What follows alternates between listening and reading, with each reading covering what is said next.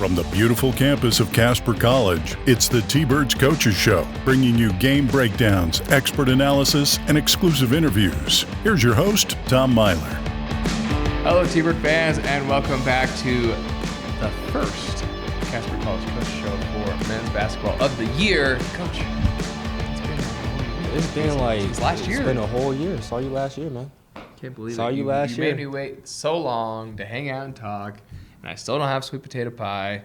Like, what am I doing here? I think our last episode we'll have a sweet potato pie. Ooh. And we'll just eat it. I'm gonna hold it to you, and we're just gonna some ASMR stuff, just eating sweet potato pie. Eat the sweet potato pie. Talk about the season. Talk about how good the sweet potato pie is. I think we'll need to get some chairs for that one. Yeah. A real more casual, relaxed type of. I like it. Yeah, okay, I like so that. be ready for it, fans. Last one of the season. When we're talking about, hopefully we'll have some sweet potato pie. We'll just have a good time. Yeah. What do you know? Anyway, so let's get back to actual basketball. Even though I do like my sweet potato pie, it's orange, right? Just like I love it. I love it. All right. So, has not been the start to the new year that you might have wanted. You're 0-2 in conference play. You've played Central Wyoming. You played LCCC. You'll play Western Wyoming this weekend. What's going on, Coach? Tell us kind of the struggles, the good, the bad, the not so great. So getting your team back after that Christmas break, it can go one or two ways. A lot of times guys go home, talk to parents, trainers, whoever it may be, trainers, whoever it is they talk to, tells them, hey, this is what you should be doing, blah, blah, blah, whatever it may be. So it's always kind of getting them back, getting them refocused on our team and what our team needs in order to be successful going forward. So we've just been going through those growing pains, and I think we have had a good week so far heading into Saturday against Western. So I'm excited once again to go out, be able to compete, and do something that we all love. That's why we all came out here to Casper. Yeah, absolutely. And as our pre-talk kind of showed, it's all about the learning, right, and having a good time. And are we learning? Are we having a good time? We're definitely learning. I think dealing with adversity has been something that us as a coaching staff, our guys have all really had to deal with. And for some of them, this may be one of the hardest things that they've had to go through. So as a leader, just trying to motivate those guys and help them learn through all the adversity. And even though things haven't gone how we wanted them to go, it's still opportunities to learn and get better from those experiences. So season's not over. Anything can happen, especially in our region. It's wide open.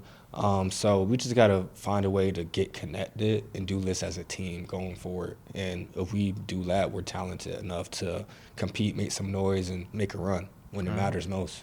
Absolutely. So let's start then with that first game against Central. So you kept it close in the first half. Central kind of took it away in the second half. Tell us a little bit about what you saw that game. What could you have done better? What did Central do that you couldn't stop? Just really a mix of what we've already kind of hit on so far, just lack of connectivity on our team. Most connected team is going to win every single time. Team that plays the hardest is going to win every single time. So if you don't do those two things, and those two things are important to your group, playing hard and playing together, then you aren't going to win games no matter what the scout says, no matter what the X's and O's are. It's about competing. And so far we've had a lack of competitive spirit from our group. So I don't think Central did anything innovative or anything that we weren't expecting to see. I just don't think we lived up to the expectations and standard that we have for ourselves when it comes to competing. Yeah, I did pop in, watch a few minutes of your game, and I think that connectivity was missing. So it felt disjointed watching the offense. That people were trying to drive or they were taking shots. It's like that was not a good look. What are you doing? And so that offense was not necessarily missing, and then defense just communicating. So it's fixable, which is good. It's all fixable. That's been the common theme with us this entire just fixing the things that are in our control, and we just haven't bought in, haven't done a good enough job maybe communicating what needs to happen. So I'm always going to go back to the drawing board and not put it completely on the players or anything like that. Like, I'm always gonna look back and try to figure out what can I do better, what can I do differently, what worked, what's not working, and then try to make that adjustment and improve as much as we can in the practices leading up to games, and try to execute and improve on the things that we've already mentioned. Yeah, was that same kind of disjointed connectivity problem leading into the LCCC game? Was that the same kind of problem? Same problems, and I think a lot of it is just being willing to buy in, being willing to listen, being willing to make the changes that we all know need to be made, because it's not like the conversations we've had this week, last week, the week before that are new conversations. There's not anything new being said. Same conversations we've had back in September. And it's like, at some point, this group just needs to make the conceited effort that we're going to change, we're going to be different. And until that happens, we're not going to get the results that we want to, or we're going to just get lucky. And you can't win many games just off luck. It has to go back to how we're preparing each day. If we're connected, if we're willing to play hard, if we're willing to sacrifice for the better good, and not just try to go out there and make plays for ourselves. Yeah, luck will definitely help when there's like 1 point, 2 point games, but when you're down 23 at halftime, there's not much luck that can do to help you come back and win that game.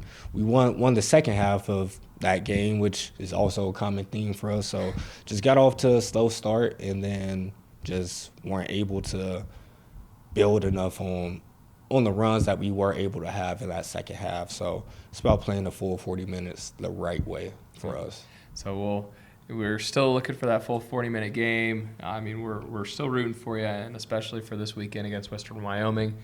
Tell us a little about what we're seeing against Western Wyoming. What can we expect this game? It's going to be another good one. They play really hard. They play with a lot of confidence.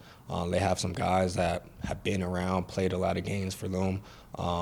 So they're a pretty experienced bunch of guys that just play hard. They won last night, so they're going to be confident going to a home game against us, where we've kind of struggled to start the year so far. So it's going to be a good one. I think it's another great opportunity for us to go get a road win and compete against another really good team. And all it takes is one win. All it takes is one win. Confidence comes back. Guys really start feeling like, okay, this is possible. Right now, it's just when you've lost so many games, especially in a row, it's hard for guys, once again, to handle that adversity, see the light at the end of the tunnel. So we just got to get one. You get one, you can get things rolling.